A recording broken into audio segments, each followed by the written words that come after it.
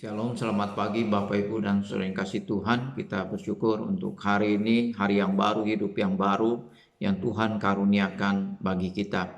Hari ini hari Sabtu tanggal 13 Februari 2021, masih dalam suasana Imlek, yaitu Imlek hari yang kedua. Saya ingin pada kesempatan ini mengucapkan selamat tahun baru Imlek buat setiap jemaat dan saudara-saudara yang merayakannya.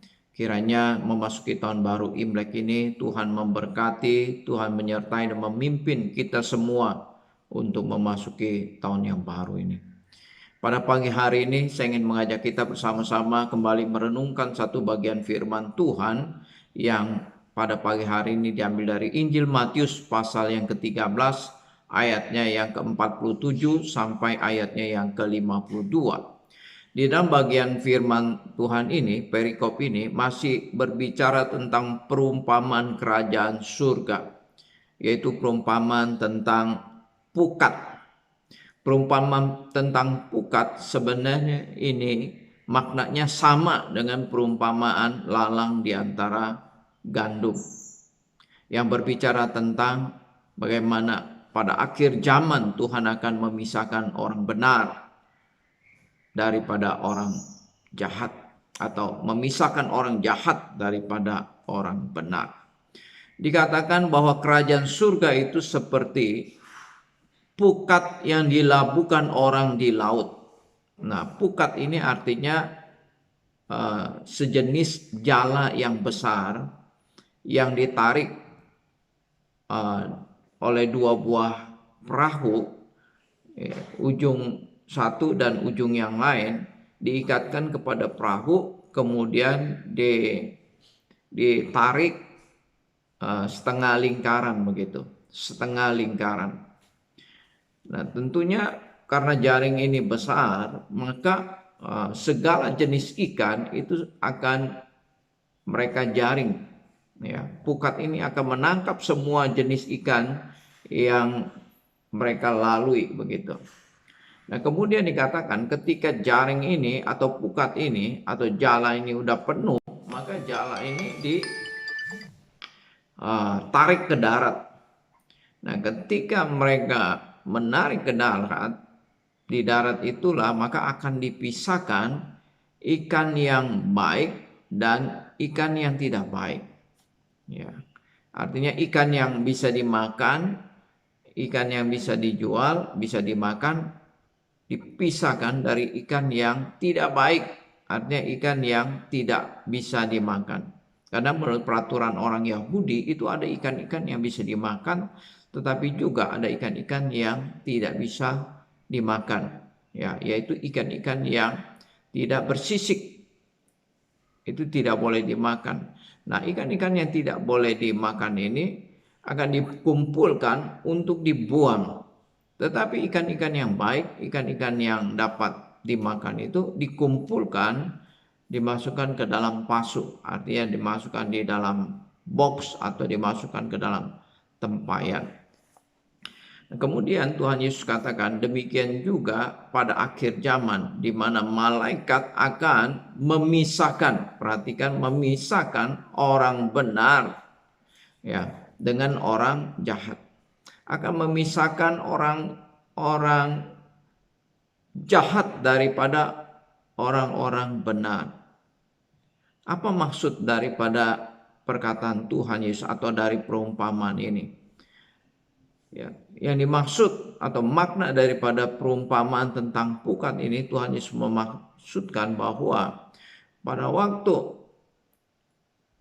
gereja memanggil orang-orang, ya, pada waktu orang-orang datang ke gereja, menjaring orang-orang masuk ke dalam gereja, masuk ke dalam perkumpulan umat Tuhan, ya, segala macam orang itu dijaring masuk ke dalam kumpulan umat Tuhan. Nah, ada di antara umat Tuhan ini adalah orang-orang benar. Tetapi tidak dapat disangkali juga di tengah-tengah umat Tuhan ada orang-orang yang jahat. Seperti ikan-ikan yang tidak baik juga terjaring. masuk ke dalam kumpulan orang benar, masuk ke dalam kumpulan jemaat. Nah, pada waktu penghakiman terakhir, malaikat akan memisahkan orang benar daripada orang jahat. Ya, orang benar yang dimaksud di sini adalah orang yang tulus, orang yang taat kepada Tuhan, orang yang setia melakukan kehendak Tuhan di dalam kehidupannya. Orang-orang jahat di sini yang dimaksud adalah orang-orang yang walaupun sebagai tanda kutip umat Tuhan, walaupun menyebut dirinya tanda kutip sebagai orang percaya, tetapi perbuatan mereka adalah selalu melakukan perbuatan-perbuatan yang jahat.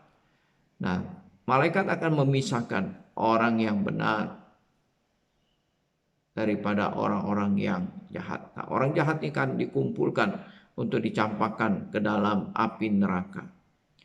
Orang benar akan dikumpulkan untuk masuk ke dalam kerajaan surga.